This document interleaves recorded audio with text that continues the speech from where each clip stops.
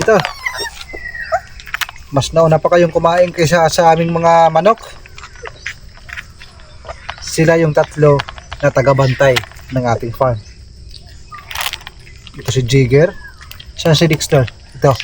Si Dexter, mayroong balat sa noo. Ito si Agri. Walang balat sa noo. Mas pugi ang kulay nito kaysa dito. Para sa akin mga kaparmas ha. Pero ito ang pinakapugi si Jigger. Dali, kain para lumaki.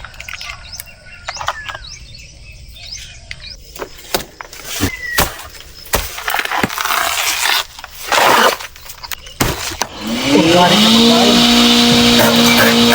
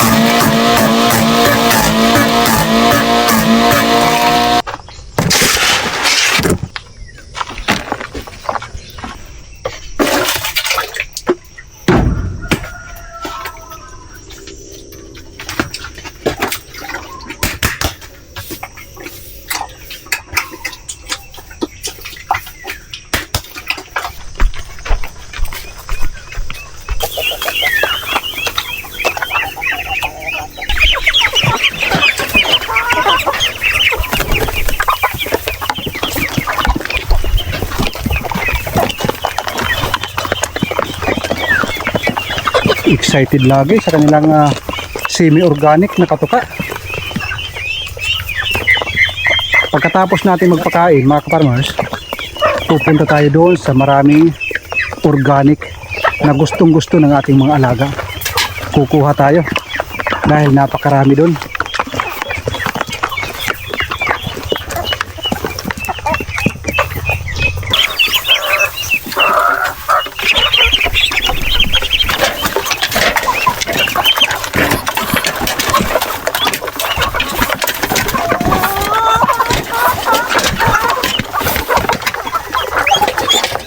Sisirain nyo dyan. Sisirain yung net. Nagwawala mga farmers.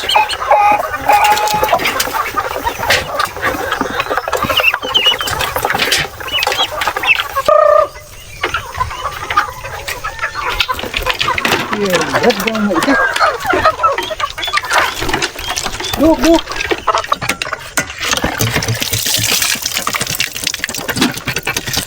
Ito naman yung oregano para sa kanilang inumin.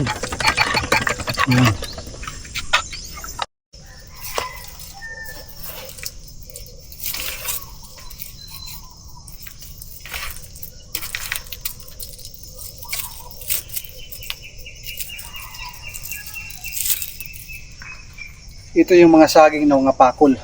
Mayroong buto. Dahil bata pa, kaniyang buto ay puti pa, malambot pa. Ayan. Mayroon yung buto. Puro buto yan lahat. Gustong gusto ito ng ating mga alaga. Mag-i-stack tayo ng marami dito. Paikot dito sa ating stock room ng ating organic feeds.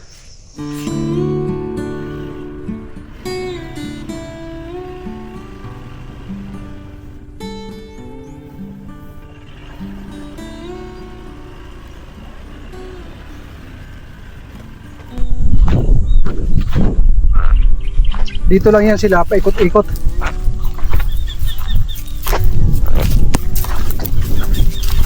Kumain kayo ng marami para tumaba kayo. Hindi yan lumalayo.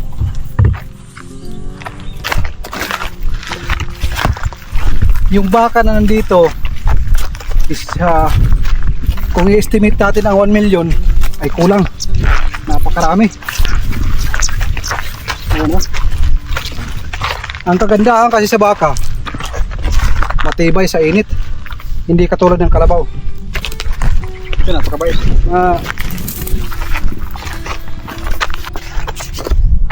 Ito yung mga hinahanap ko. Ganda oh. Grabe. Ayan. Napakaganda. Kung magagawang ko ito ng decoration, malalagay ko sa aking flower shop. Libo-libo ang halaga dito. Ayan no. Parang bungo ng dinosaur.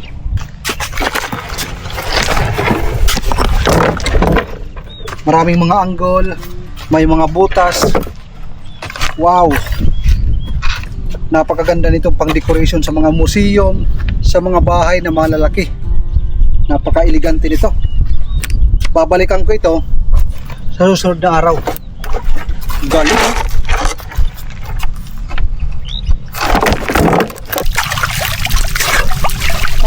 Mga ganitong batis, pwede itong mainuman, pangtawid uhaw.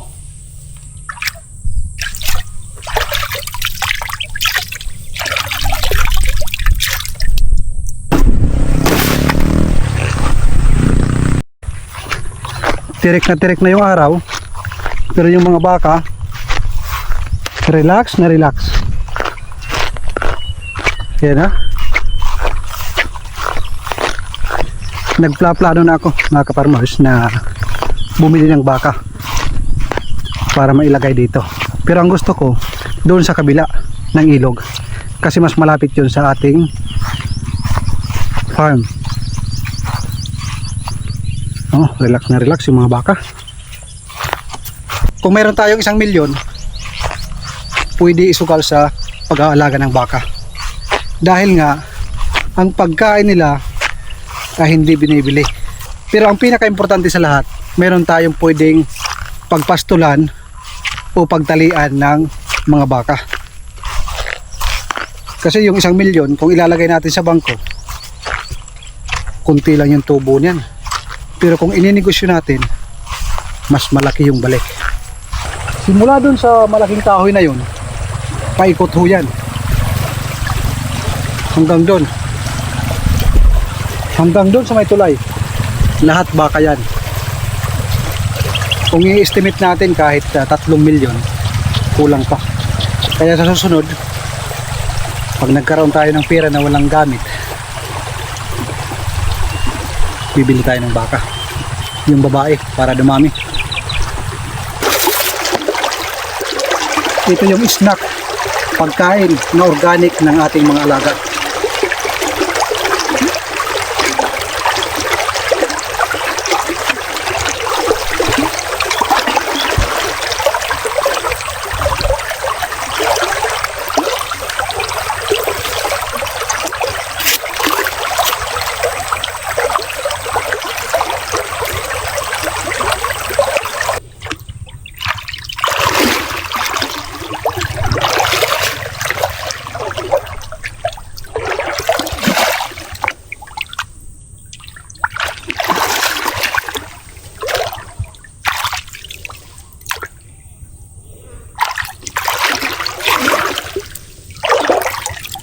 Klase-klase na mga libreng pagkain ng ating mga alaga.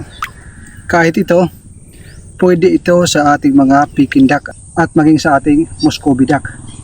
Mas mainam na magbigay tayo nito pag nangingitlog na, dahil ito ay protein at saka malakas ito sa calcium para matibay yung eggshell ng mga itlog nila.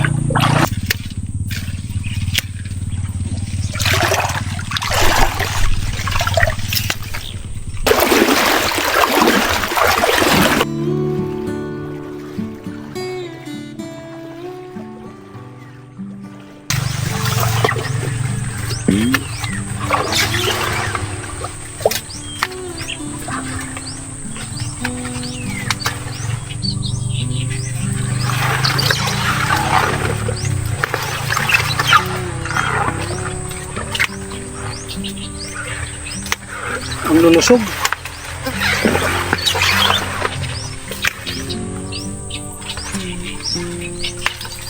Ako mga kaparmers, ini-enjoy ko lang yung aking mga ginagawa sa farm, sa aking mga alaga.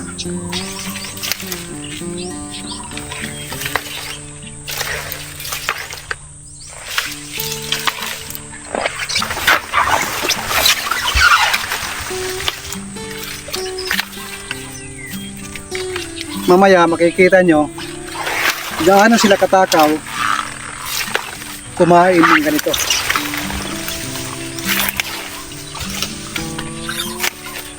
Kahit ito, pagkain niya ng ating alaga. Pero mas madali itong kunin, kaya ito yung ating kinukuha. At mas favorite ito nila. Yung ating mga kaibigan na baka. Sagana sa pagkain. Kaibigan pa lang. Sa susunod, malay natin, marami na tayo niyan.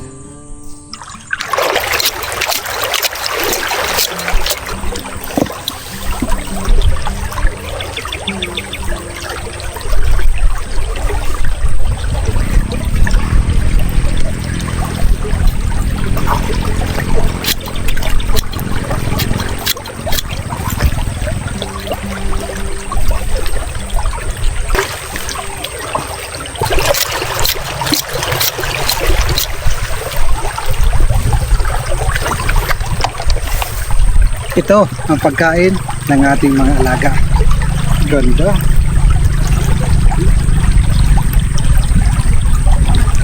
Amoy paraiso.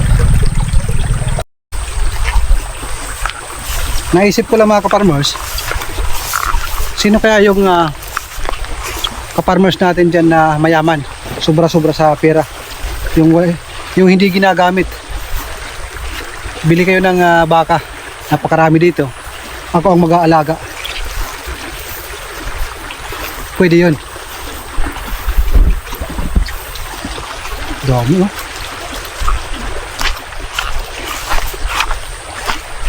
Ang inyong nakikita ng mga baka, napakarami pa doon. Hindi natin mapuntahan. Hanggang doon sa dulo. Subukan natin puntahan para makita nyo kung gaano kadami.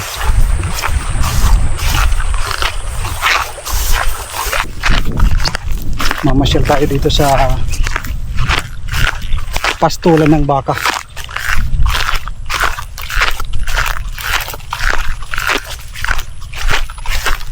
Meron dito mga maliliit. Kahit napakainit, ang tibay talaga ng baka. Oh. Pag kalabaw ito, maghahalhal na ito. Ang kalabaw kasi pag nasobrahan sa init, hindi na yan kumakain. Pumapayat. Ipaglaro. Meron silang mga tali sa liig, pero hindi nakatali sa kahoy. Libre silang nakakagala.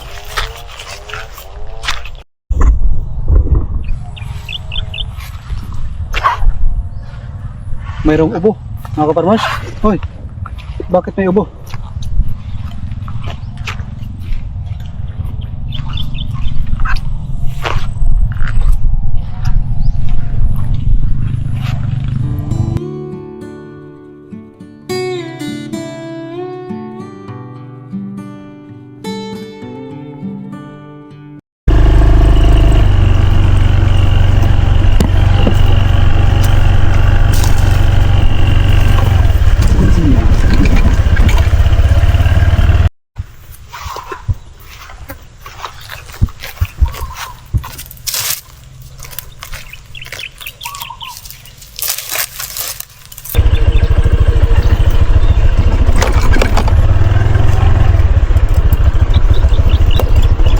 Magandang mamasyal dito kaysa sa city.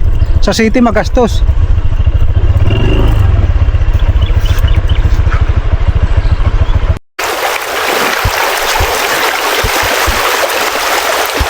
Ito yung kadugtong ng ilog na ating kinuhaan ng bulaklak ng water lily. Ito yung aking sinasabi na napakalaking ilog.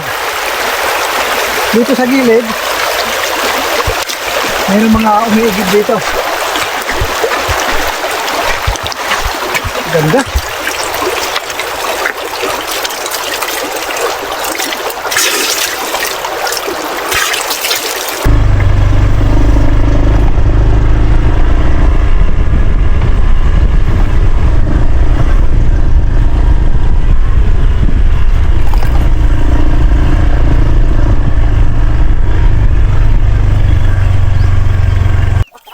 isasalubong namin sa inyo.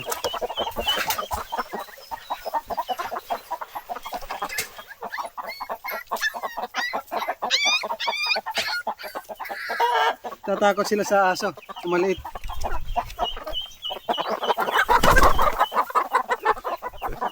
Nagapasok itong aming mga maliliit na aso, mga kaparmers. O, sige, patay ka. So, ayan o, natatakot sila.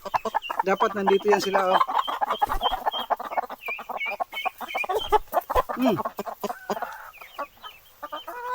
Lawas, lawas, lawas. Natakot yung mga manok.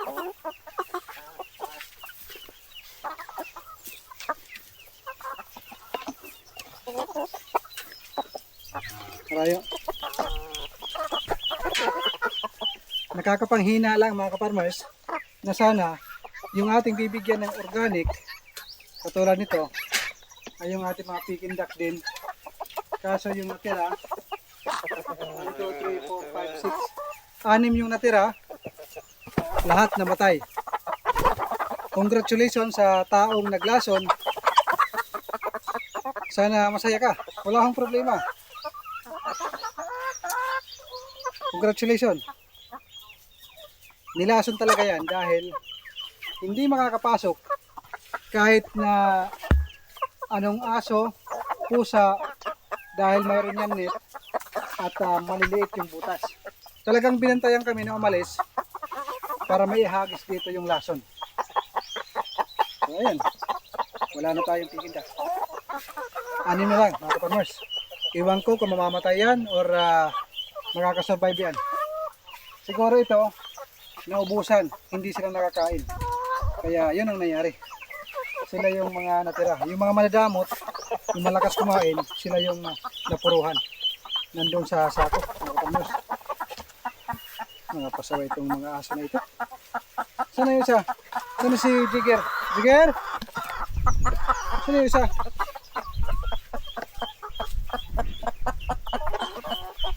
Wala yung isa ako. Tatakot yung manok.